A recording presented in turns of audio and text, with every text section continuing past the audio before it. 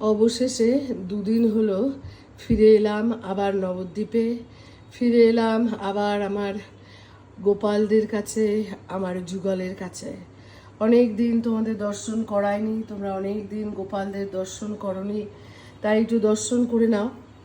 আমার সঙ্গে সঙ্গে তোমরাও একটু দর্শনে আনন্দ পাও। 18 তারিখ ফিরে এসেছি, কিন্তু গলা শুনে বুঝতে পারছো যে একটু ঠান্ডা গরম লেগে গেছে, তাই শরীরটা খুব বিশেষ একটা ভালো নেই। তাই কোনো ভিডিও বানাইনি এখনো পর্যন্ত। আজকেই ভাবলাম যে একটু তোমাদের সঙ্গে দর্শনটা ভাগ করে নেই। অনেক দিন তোমরাও দর্শন করনি, উমাকে দর্শন করো, এইখানে বাবাকে দর্শন করো। আচ্ছা, আর একটা জিনিস দেখায়, দেখো কি সুন্দর দর্শন। এবার হরিদ্বারে এই প্রাপ্তিযোগ নর্মদেশ্বর মহাদেব আরেকজনও এসেছেন, স্ফটিকের শিবলিঙ্গ, তিনি শ্রাবণ মাসে প্রতিষ্ঠিত হবেন।